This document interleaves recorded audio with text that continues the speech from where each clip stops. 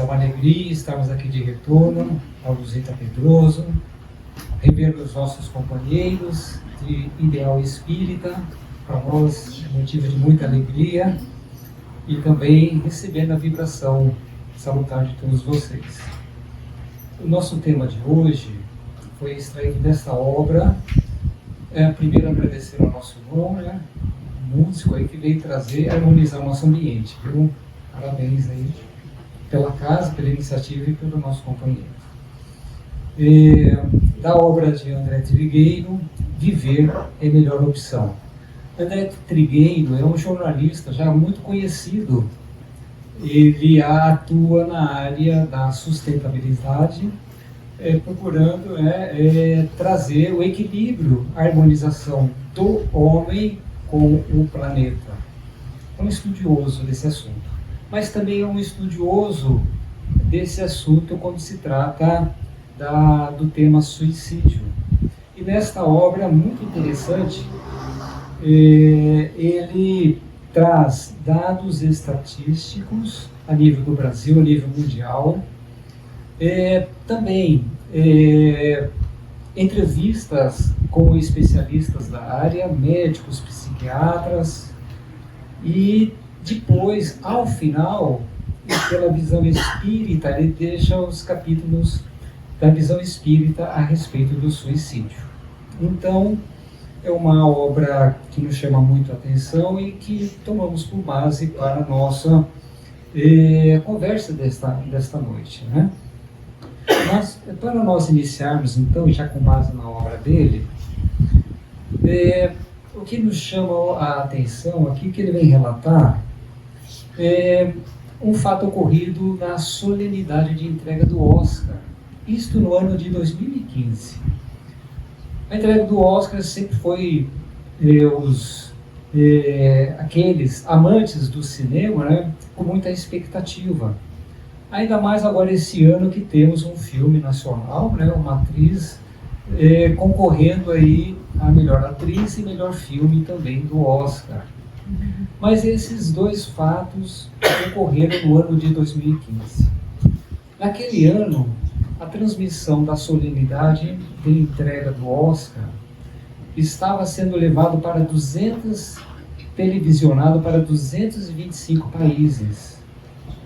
Estima-se um público superior a 1 bilhão de pessoas assistindo ao vivo a entrega do Oscar. E olha que coisa, Quando a vencedora do curta documentário foi receber o prêmio, ela fez um pronunciamento jamais aguardado daquela solenidade. Ora, você está lá recebendo o maior prêmio para a pessoa profissional daquela área do cinema, da cinematografia. E ela, então, é uma diretora do curta-metragem em que ela fez um curta de 40 minutos sobre o serviço voluntário de ajuda telefônica para veteranos de guerra dos Estados Unidos. Nesse serviço voluntário, que muito se assemelha aqui ao CVV, aqui que muitos de nós conhecemos aqui no Brasil. E esse serviço de atendimento aos ex-combatentes americanos, eles atendiam um público muito específico, mas que era responsável por 20% dos suicídios praticados naquele país anualmente, desse público específico. E eles recebem em torno de 22 mil ligações mensais. Eles receberam, desde que foi criado, em 2007, até dados desta obra, 1.600.000 ligações. E estima-se que conseguiram evitar em torno de 42 mil casos de suicídio evitados, segundo dados desse grupo de auxílio, de ajuda. Mas o que mais chamou a atenção do público e toda a mídia que estava lá cobrindo esse evento, essa solenidade? É porque quando foi receber o prêmio, a diretora deste curta-metragem iniciou falando o seguinte, eu vou ler aqui na obra, porque eu queria ser bem literal mesmo. Ela disse, eu quero dedicar esse prêmio ao meu filho. Nós o perdemos para o suicídio. Nós precisamos falar claramente sobre suicídio, em alto e bom som. Isto é para ele. Imaginemos o choque que aquele teatro tomou, mais os milhões de pessoas assistindo a solenidade. O que faria um coração de uma mãe falar sobre a questão do suicídio para o seu filho, para bilhões de pessoas ao vivo? Após o evento, após chamar a atenção de toda a imprensa e entrevista, ela vem dizer para os jornalistas que lá estavam, eu perdi meu filho e precisamos falar sobre esse assunto, sobre o suicídio, e trabalhar contra o estigma e o silêncio em relação ao assunto.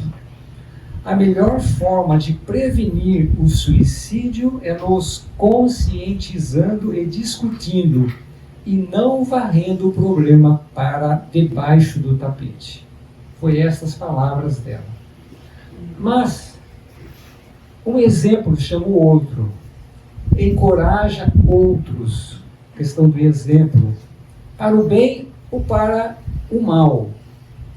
Mas, de qualquer forma, este exemplo dado por essa diretora, para o bem, para a questão da prevenção e da conscientização do suicídio, levou um outro diretor, ganhador também da estatueta de melhor roteiro adaptado pelo filme O Jogo da Imitação. Logo após, ele também tomou-se de coragem pela colega de trabalho, diretora também, e abriu o seu coração. Olha que interessante que esse diretor vem dizer. Quando eu tinha 16 anos, tentei me matar, porque me sentia estranho, me sentia diferente, sem pertencimento. E agora eu estou aqui. Gostaria de dedicar este momento para aquele garoto lá fora, que se sente estranho ou diferente, que não se sente encaixado na vida. Sim, você se encaixa. Continue estranho, continue diferente. E quando chegar a sua vez e você permanecer firme, por favor, passe a mesma mensagem para a pessoa seguinte. Imaginemos a repercussão dessas duas falas, né?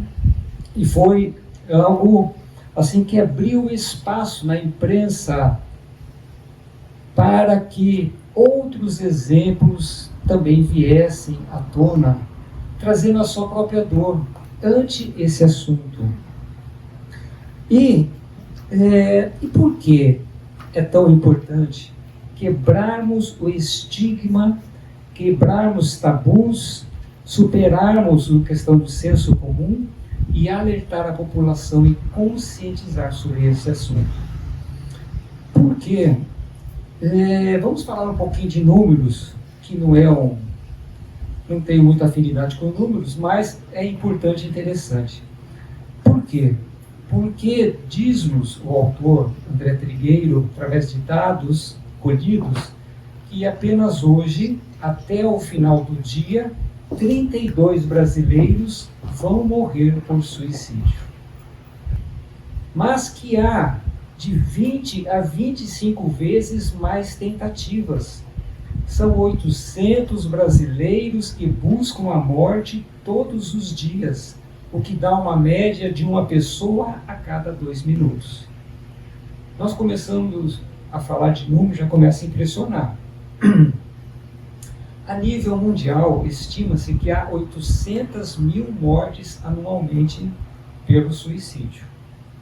E se há tentativas de 20 vezes, nós vamos chegar ao número de 16 milhões de pessoas anualmente que tentam a prática do suicídio.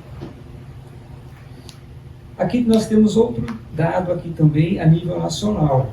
Aqui que o Ministério da Saúde trouxe em 2022 um levantamento que entre 2016 e 2021 houve um aumento de praticamente 50% nas taxas de mortalidade de adolescentes de 15 a 19 anos em decorrência da autodestruição.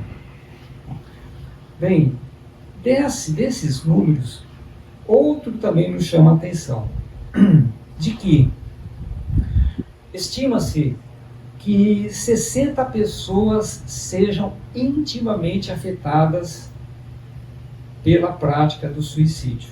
Como isso? Em cada morte por suicídio, incluindo familiares, colegas de estudo, colegas de trabalho, enfim, que são chamados de os sobreviventes, aqueles que carregam o luto do suicídio. E por isso que aqui nós chamamos no início, vocês viram lá, a questão da conscientização, prevenção e pós-venção. A pós-venção seria o trabalho realizado com os sobreviventes, familiares e aqueles mais próximos daquele que praticou a autodestruição. Se no mundo anualmente são 800 mil mortes por suicídio, nós vamos pensar que são 48 milhões de pessoas afetadas direta ou indiretamente por cada morte por suicídio. Ao total, de 800 mil, 48 milhões. Então são números significativos. E por isso, da importância de nós estarmos conversando sobre esse assunto.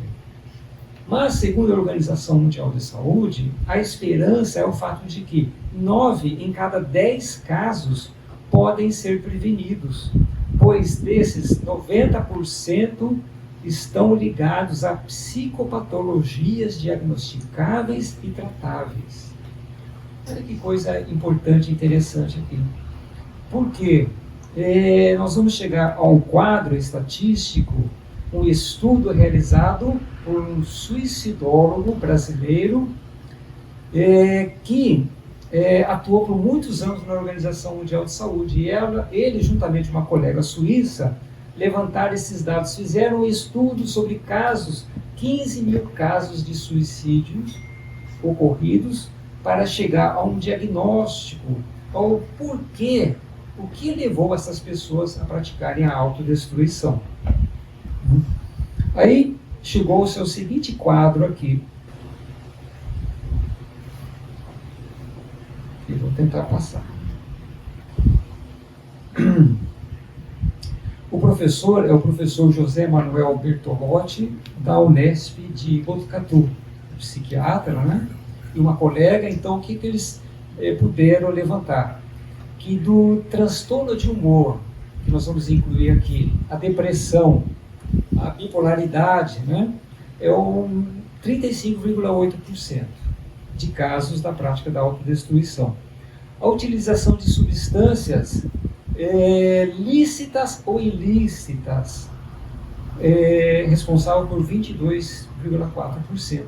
A esquizofrenia, 10,6%, e outros casos decorrentes aqui dos distúrbios de humor e transtornos emocionais também. E deste estudo bastante interessante, foram levantados alguns outros dados também, que lá nos Estados Unidos quadruplicou o caso de mortes por autodestruição pelo uso de calmantes. Pelo uso de calmantes. E aqui no Brasil, vocês me desculpem que eu não vou me lembrar o ano que foi publicado, mas no jornal Estadão, consultando online, eles trouxeram a seguinte notícia para nós, que o aumento de transtorno mental entre jovens preocupa universidades e tem levado instituições públicas a criar núcleos de prevenção e atendimento psicológico ao público universitário, né, pelo aumento dessa questão do transtorno mental. Porque está trazendo também uma certa preocupação pelas autoridades públicas, né?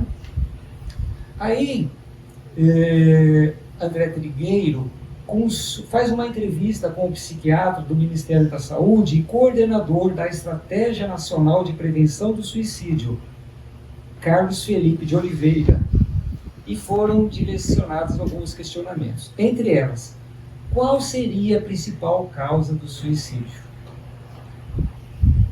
A resposta já vem interessante porque uma causa importante é, sem dúvida, a depressão. Por que uma causa? Ele não disse, a causa principal é a depressão, a única causa é a depressão, porque é multifatorial, segundo os estudiosos suicidólogos, né? Falam que há diversos fatores aí envolvidos até levar uma pessoa à prática da autodestruição. Mas que a causa importante é a questão da depressão. O indivíduo fica deprimido, se isola, e o isolamento alimenta ainda mais esse processo de depressão. E quais são, chama a atenção, quais seriam os sinais de alerta? O afastamento dos amigos, das amizades, das pessoas mais próximas, o recolhimento, né? O desinteresse pelo trabalho, pelos afazeres diários, pelo lazer, ou por qualquer outra atividade do dia a dia. Atividades prazerosas que antes era sair, fazer um passeio, uma caminhada, ir a um supermercado, a um banco, até mesmo a pessoa deixa de fazer a sua higiene pessoal. São fatores que tem que chamar atenção e que nós temos que estar atento a isso, das pessoas mais próximas de nós, né? E continua ainda a questão do questionamento. Quem ouve um relato, quem lê um recado, quem acompanha uma situação que possa ser identificada como um comportamento de risco quando o assunto é suicídio, deve fazer o quê? Gente, é muito difícil essa análise de um comportamento suicida. E isso por quê? Quando eu residia, frequentava uma casa espírita em outro município, um município de pequeno, médio porte, nós, para nossa surpresa, começamos a receber as visitas aos sábados, à tarde, na reunião pública, um casal de comerciantes muito conhecido na cidade, mas nós sabíamos que eles eram ligados a outra religião, mas começaram a frequentar a casa espírita. E em dado momento, o Senhor veio até mim e disse, olha, estamos frequentando aqui por causa da minha esposa, ela não anda nada bem. Então tá, recomendamos a leitura de algumas obras e, para nossa surpresa, passados, não me lembro, um mês, algumas semanas após, acordamos com uma trágica notícia, que esse senhor havia praticado a autodestruição. E ele veio nos falar que o problema seria a esposa. E olha como que é delicada essa questão, né? Então a gente tem que estar atento com qualquer mudança da pessoa próxima a nós, de comportamento, que algo não estará bem. E nós vivemos assim, num processo de tanta ansiedade nos dias atuais, parece que estamos sem tempo, já acordamos já apressados, sem tempo, naquela correria. E não sei se acontece com vocês, acontece comigo, a gente está tão ansioso que há determinadas pessoas que eu vou conversar que a pessoa já responde por mim aquilo que eu já ia falar. Aí eu falei, mas como é que você sabe que era isso que eu ia falar? Não tem nada a ver isso, deixa eu terminar de falar. Ou a gente não está prestando atenção no próximo. A pessoa fala e a gente está com o pensamento assim tão apressado, que tão preocupado, eu tenho que ir embora, tenho que ir para o serviço, eu tenho coisa para fazer em casa, eu tenho isso, eu tenho aquilo, né? Que nós não estamos mais ligados às pessoas. Temos que fazer religar, temos que nos reconectar com as pessoas novamente. ter paciência, saber escutar, gente. As pessoas necessitam de falar, desabafar, e nós precisamos acolher esses nossos irmãos. Tanto que um jovem americano estava se dirigindo à ponte São Francisco Golden, como chama? Golden Gate, obrigado. Me fugiu da cabeça, desculpa. Estava se dirigindo a essa ponte, porque ela foi inaugurada acho que em 1937 e lá havia muitos casos de suicídio. E ele para lá estava indo com essa intenção. Aí relata ele que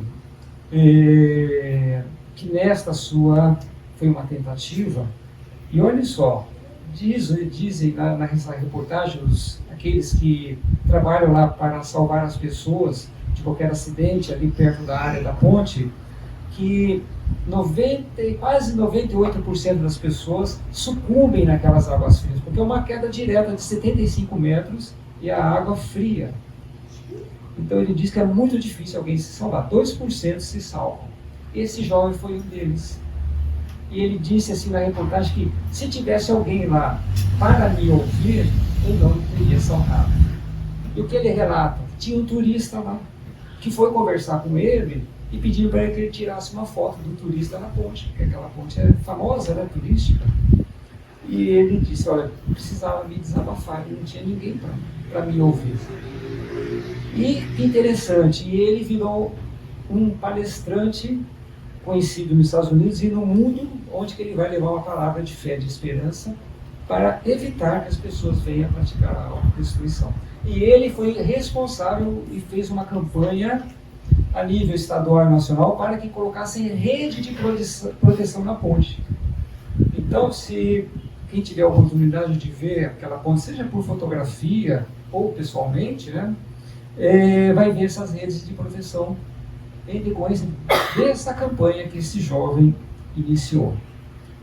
Então, precisamos estar atentos àqueles ao nosso redor. E como foi a resposta aqui do psiquiatra? O importante é saber que há meios de ajudar, mostrar que há outras alternativas à ideia de se matar, que uma queixa comum é a solidão, da enorme dificuldade de compartilhar a dor e o sofrimento. A pessoa precisa se sentir acolhida, amparada e principalmente não ser julgada por aquele que oferece ajuda. Gente, a questão da depressão, até pouco tempo atrás, era visto com maus olhos. As pessoas, mas como? Ele tem tudo, não falta nada. Como é que ele entra nessa fase de desame, só fica deitado, não quer fazer nada? Né? Aquela queixa comum da pessoa. E, nesse sentido, a pessoa, ninguém vai se sentir acolhido. Ninguém vai se sentir à vontade para abrir o seu coração para aquilo que está ocorrendo dentro de si. Né? Compartilhar a dor e o sofrimento, como diz aqui o psiquiatra. E aí é preciso criar um vínculo de confiança, uma relação empática, começar a ver com os olhos daquele que passa pelo sofrimento. Todos nós somos espíritos que passamos aqui nesse mundo de provas e expiações e passamos lutas e dificuldades, obstáculos íntimos, que se eu desse o microfone para cada um de vocês, eu sei que cada um teria uma história de luta, de dor, de sofrimento e também de vitórias. Cada um de vocês, eu tenho certeza disso. E assim acontece com todos também, não só conosco, mas com aquele mais próximo de nós, ou menos próximo, ou um vizinho um pouco mais distante, né? E porque todos que apresentamos um processo de tormento, um processo de desequilíbrio, porque não estamos bem intimamente. Não estamos bem. E todos somos passíveis disso. É como se esse processo fosse nos envolvendo a pouco, e a gente vai se deixando envolver, daqui a pouco estamos naquela paralisia, numa cama, sem forças para reagir. né? Então, não digamos, entre aspas, frescura da pessoa falar, ele está depressivo, é fraco, né? É uma pessoa problemática. Mas quem não tem problemas? Quantos de nós, segundo o João de Ângeles, nos traz as heranças negativas de nosso passado e nosso inconsciente, que a gente vai deixar escondido lá bem debaixo do nosso inconsciente? E que nós mesmos, espíritos, em nossa autodefesa, nos bloqueamos aquele processo, porque a gente não quer ter obstáculos e lutas e dificuldades na vida. Nós mesmos, no processo de defesa, bloqueamos as nossas necessidades evolutivas. Olha como que somos seres complexos. E ela fala muito bem disso na obra Conflitos Existenciais, uma obra excelente também que nós recomendamos para a leitura, né? Para compreender. E lá ela vai falar de 20 situações, né? Dos conflitos existenciais mais comuns em nós, seres humanos. Vai trabalhar a causa, vai trabalhar o presente e vai trabalhar como podemos vencer esses conflitos íntimos. Olha que bacana aqui o que nós vamos apresentar. Aqui um momento muito feliz, né? O dia do casamento, Charlotte e Dave. Só que nem tudo foram flores para este casal. Por quê? A Charlotte, desde criança, apresentava transtornos de humor, graves transtornos.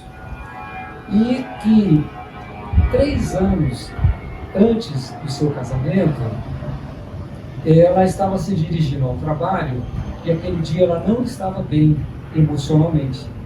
E o que ela decidira? Tirar a sua própria vida. Desviou do caminho do seu trabalho, foi até uma estação ferroviária e foi até os trilhos e estava esperando a próxima locomotiva. Só que o que ocorreu? Naquele momento, quando ela viu uma locomotiva se aproximando, ela percebeu que a locomotiva foi parando, parou totalmente. Aí ela vê um homem saindo daquela locomotiva, ela vê, puxa vida, agora ele vai falar comigo, vai ser agressivo comigo, por que eu estava fazendo isso? Ela ficou desesperada, já estava em desespero, em total transtorno emocional, quando então aquela pessoa, o trabalhador daquela locomotiva, desce, se ajoelha ao lado dela e diz para ela, você me parece que não teve um dia muito bom, não é verdade? Ela disse, não. Então vamos resolver isso. Eu vou sentar aqui do seu lado e nós vamos conversar. Conversaram por 30 minutos. Aí ele ofereceu, posso te levar aqui na locomotiva, a próxima estação, eu vou te encaminhar. Aí ela preferiu chamar um táxi, ela foi levada até as autoridades e encaminhada para o hospital. No dia seguinte, já muito melhor, mais equilibrada, ela queria saber quem que foi aquele olha o que ela diz, que me tratou como ser humano. Isso choca, né? Porque a pessoa diz assim, ela me tratou como ser humano, fala, puxa vida, será que a gente assim, não está conseguindo se relacionar, nós, seres humanos, né?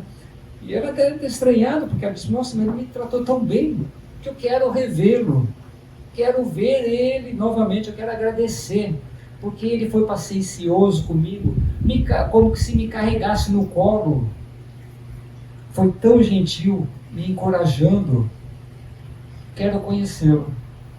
Parece até filme, sabe? Começou a jogar em rede social, isso, aquilo. E, por outro lado, aquele funcionário da empresa ferroviária também queria revê-la. Mas como será que ela está? Ficou preocupado. Será que ela está bem?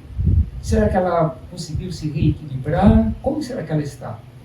Um procurando o outro, aí por meio de amigos, conseguiram se reencontrar. Marcaram tomar um café e daquele café começaram um namoro. E desse namoro, passados 2 anos, 1 ano antes do casamento, Dave começou a apresentar dor nas costas. Muita dor nas costas. E Charlotte dizia para ele, vai ao médico, vai ao médico. Não, eu desde criança trabalhei no pesado, isso é consequência, né, do peso que eu carregava, eu estou bem, não vou ao médico. Mas as dores não passavam. De tanta insistência, ele foi ao médico. Foi diagnosticado com câncer. E o médico disse para ele, olha, está bem no início, você vai se curar. Mas se passasse um tempinho a mais, você não teria mais cura. Aí eles ficaram pensando, quem salvou a vida de quem? Como que a vida é? Ligaram 2 corações antes desconhecidos e um salvando a vida do outro. É assim que é a vida, né? Nos interrelacionamentos humanos que nós temos aqui. E depois, aqui tem a foto, então, em 2022, eles se casando, e o casal afirma que queria compartilhar a sua história na esperança de que qualquer pessoa que estivesse passando por dificuldades pudesse saber que dias melhores virão. Ela diz, a vida melhora para todos nós. É importante que tenhamos firmeza, fé e esperança para prosseguir. Hoje o casal, agora ela é mãe de 3 filhos, né? Olha que história bonita. Mas, ainda, André Trigueiro questiona ao psiquiatra do Ministério da Saúde. Caso diferente. O que leva a uma pessoa a cometer suicídio de forma consciente, sem nenhum transtorno mental? Aqui não é um caso de transtorno mental. A pessoa está a cometer conscientemente.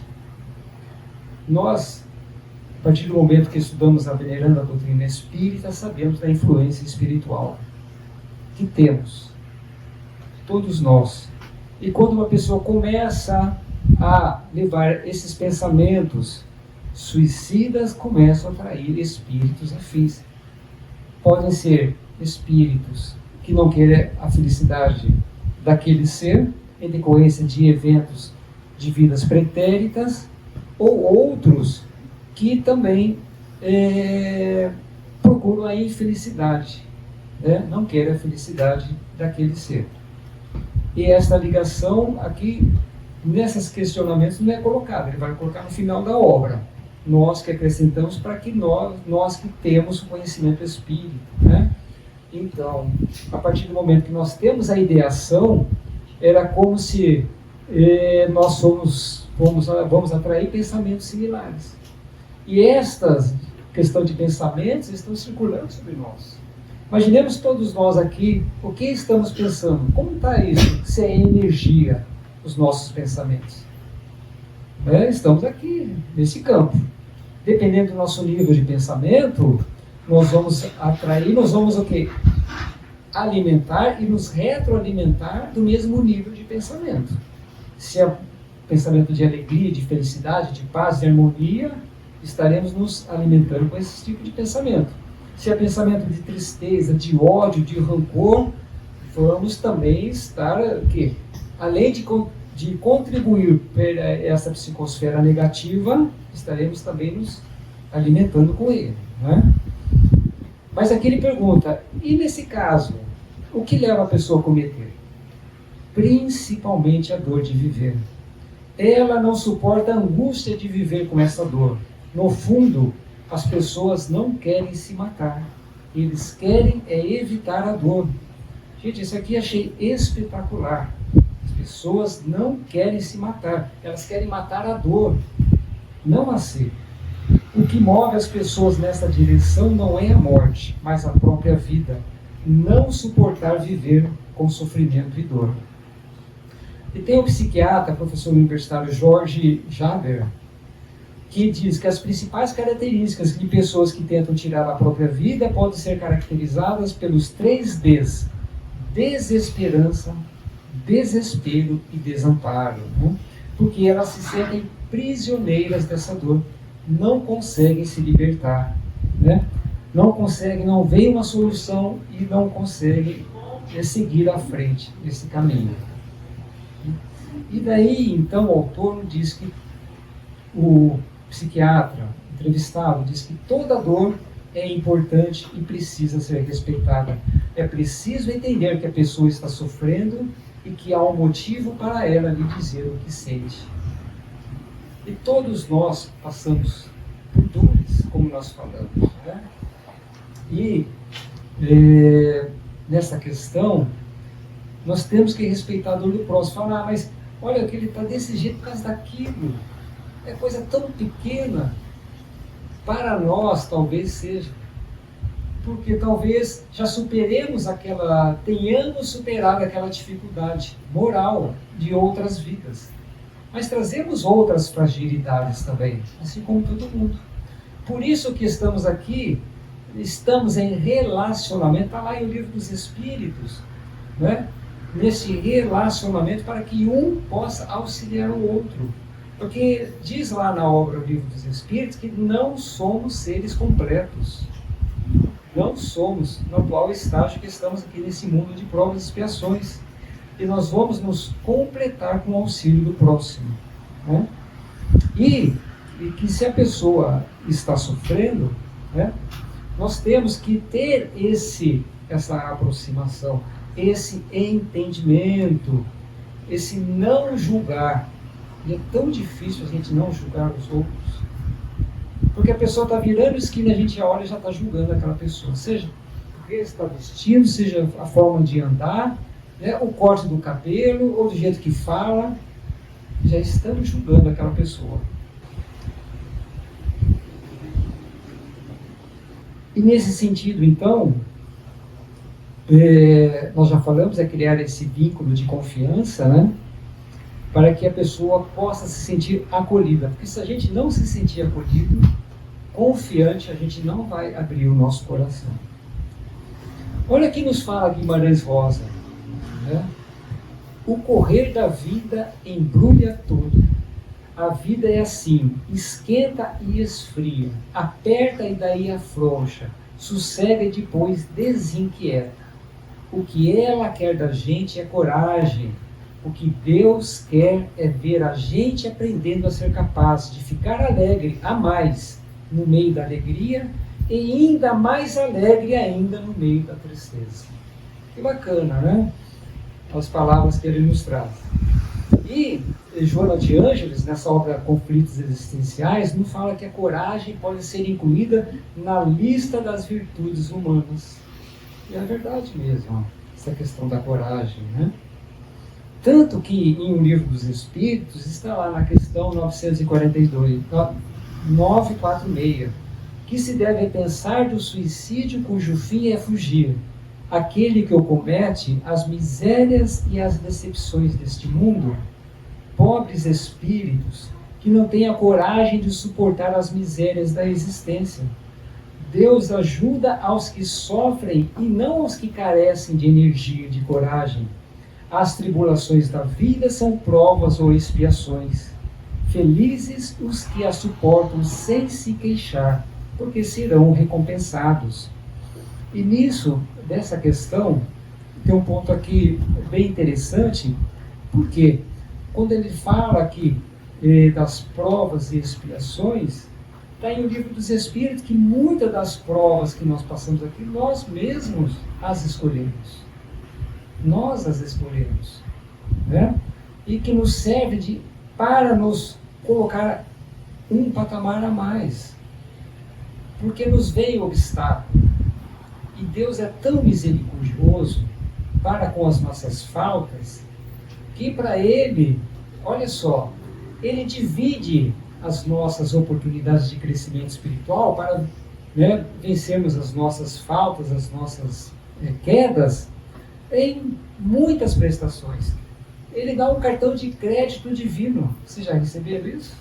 Não? Não conhece o cartão de crédito divino? Né? Você pode pagar de forma parcelada, sem juros e correção, gente. Isso é uma maravilha. E ele concede isso para todos nós. Então a gente, em nossa vida, em nossa luta, né? Ele fala, olha, vai com calma, meu filho, vê lá como que você pode pagar. Entre aspas, porque Deus nunca cobra nada, né? Você sabe que esse é o termo que nós usamos, mas é a nossa própria consciência que nos conduz ao nosso próprio reajuste.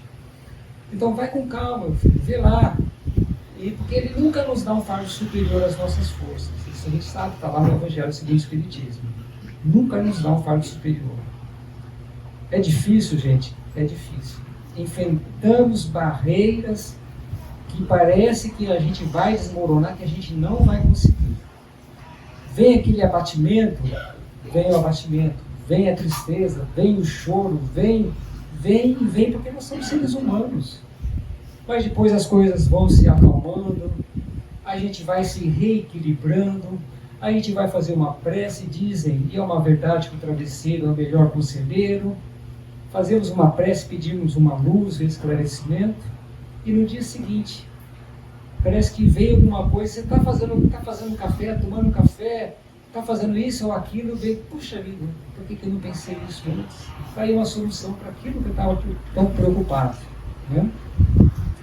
E assim a vida nos apresenta, para todos nós, indistintamente, né? E o que Joana de Ângeles nos fala em Conflitos Existenciais? Que cada vitória, por mais insignificante que se apresenta, serve de base para futuros cometimentos, que facultarão a autoconfiança, o reconhecimento das potencialidades ignoradas que respondem pelas forças morais que é possuidor do self. Olha que maravilha que ela diz, né? Cada vitória nossa, por mais insignificante que seja, né, é a nossa base, a base segura e concreta para que nós possamos vencer outras lutas e dificuldades. Quando estamos preparados, nos vem o obstáculo. Temos a certeza, nos vem a dificuldade. Quando nós estamos preparados para ela. Aí a gente vê aquela montanha, parece que é uma coisa intransponível. A gente cai, a gente não quer prosseguir, depois a gente começa a se rastejar, alguém nos dá a mão, a gente vai engatinhando, vai de joelhos, a gente vai se esforçando, vai cambaleando e a gente consegue passar para o outro lado. E quando a gente olha para trás, fala, até que não era assim tão difícil aquele obstáculo. Vencemos aquele lá, vem o outro superior. Sempre, gente. Porque o convite nosso é o crescimento intelectual e o crescimento moral. E os embates, os desafios existenciais vêm para todos nós a todo momento. Mas só que o que ela nos fala? Que serve de base para que nós criarmos a autoconfiança, reconhecer as potencialidades que nós temos, gente. Todos nós somos seres especiais da criação. Ninguém é melhor que ninguém. Somos seres iguais, com potencial inigualável, inimaginável, que está ao nosso dispor. Basta que nós nos sintonizemos com essa força da natureza, essa força divina que nós temos em germe dentro de nós. Que Joana de Ângeles fala que essas forças são ignoradas por nós. Se a gente entrar em descrédito de nós mesmos, a gente não pode entrar em descrédito. A gente, não, eu sou capaz. Eu vou fazer, eu sou capaz. Eu vou lutar, eu vou melhorar esse ponto. Eu vou vencer. E é uma vitória íntima. E as pessoas de fora muitas vezes não veem. Nos taxam daquilo. Ah, é você? Você lembra que há 30 anos atrás você fez aquilo? E vem de história de 30 anos, 40 anos atrás, aquele equívoco que nós cometemos, mas que no nosso mundo íntimo nós lutamos e lutamos bravamente a cada instante para nós vencermos. O importante isso é para a nossa consciência. Gente, eu vou ter que dar uma aceleradinha aqui, vocês me desculpem, tá? Para a gente poder... Olha o que está no Evangelho segundo o Espiritismo. A calma e a resignação, auridas da maneira de considerar a vida terrestre e da confiança no futuro, dão ao espírito uma serenidade que é a melhor prevenção contra a loucura e o suicídio. Está lá em Evangelho segundo o Espiritismo. A calma e a resignação, gente. E quando a gente fala em calma e resignação, não é uma situação de estagnação, né? mas uma calma e resignação operosas. Nós nos movimentarmos perante os obstáculos, as lutas, e não aquela energia paralisante que nos enferruja, que nos paralisa, de forma alguma.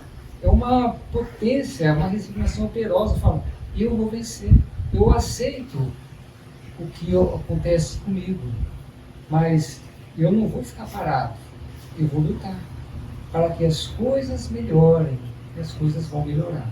Tenhamos a certeza disso. Porque nenhum sofrimento dura para sempre. A tempestade passa, a chuva passa, né? Rapidinho. Questão 957, muitas diversas são as consequências do suicídio. Mas há, porém, uma consequência que o suicida não pode escapar, que é o desapontamento. A primeira delas, arrependimento e remorso. Porque é daquele jovem que eu falei para vocês que pulou da ponte, por Gate, ele, primeira coisa já era o arrependimento. Primeira coisa que ele falou, uma queda de 4 segundos, mas me veio o arrependimento na hora. E a gente vê pela literatura espírita, aqueles que praticaram, falam, me arrependi. Queria voltar ao corpo, mas não conseguia retornar ao corpo. É o desapontamento, porque jamais saímos da vida. Jamais saímos, né? E nos fala ainda Joana de Ângeles, que sempre que alguém se predispõe a auxiliar, experimenta forte empatia e resulta de contínuas descargas de adrenalina estimuladora que encoraja para novas realizações e bloqueia os temores infundados. Gente, quando nós auxiliamos, somos os primeiros a serem auxiliados. Quando nós propomos auxiliar alguém, experimentamos uma forte empatia e resulta de contínuas descargas de adrenalina que nos estimulam e nos encorajam para novas realizações e bloqueiam aqui os nossos próprios temores. Isso é uma coisa maravilhosa, né? Que Joana de Ângeles nos traz.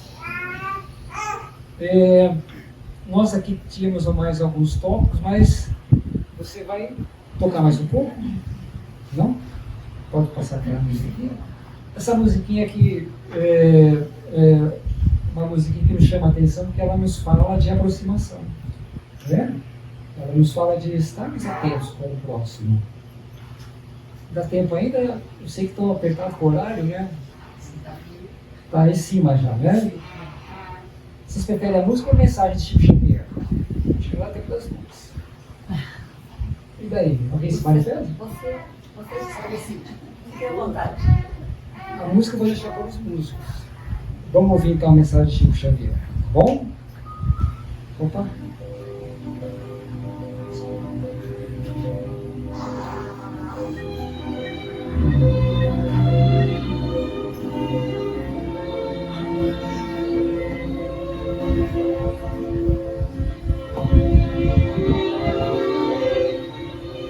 Confia sempre. Não percas a tua fé entre as sombras do mundo. Ainda que os teus pés estejam sangrando, segue para a frente, erguendo a coroa celeste acima de ti mesmo. Crê e trabalha.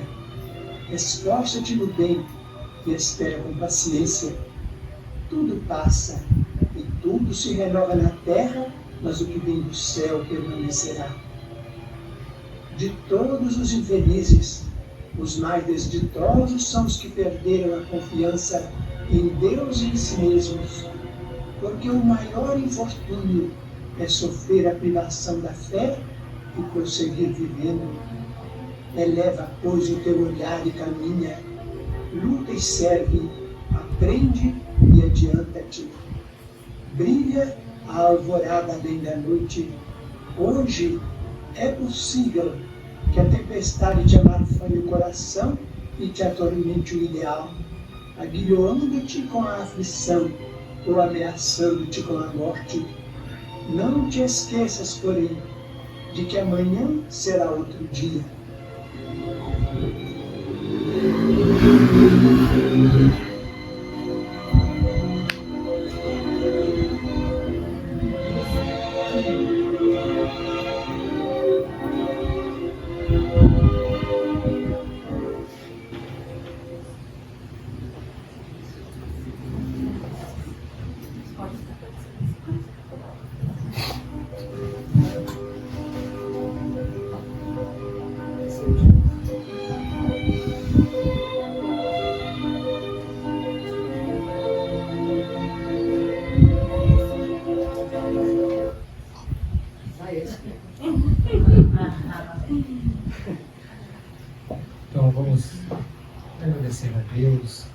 ao nosso Mestre Jesus, aos queridos irmãos, benfeitores espirituais desta casa.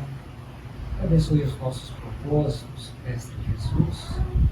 Em especial, nós lhe agradecemos por te reencontrarmos hoje no meio da venerada doutrina espírita. Mestre Jesus, ser paciencioso para conosco. Nós que somos os aprendizes da vida, Mestre Jesus, lhe suplicamos a vossa misericórdia e compaixão. Por isso, se conosco, Mestre Jesus, guiar os nossos passos, que possam ser passos firmes, resolutos na direção da paz, do amparo e da alegria. Mestre Jesus, abençoe o nosso lar, os nossos entes queridos, familiares que não puderam estar aqui hoje, que sejam também abençoados. Aqueles outros acamados nos leitos da dor, socorre-nos, Senhor, levando o teu amparo infinito por todos eles. Abençoe também nos lares da dor e do sofrimento, dos recursos materiais, da falta do alimento diário, do desemprego, e tantos corações sofridos, dos transtornos emocionais, psíquicos e espirituais. Mas se conosco, Mestre Jesus, mas que acima estejamos contigo, hoje, agora e sempre, que assim seja.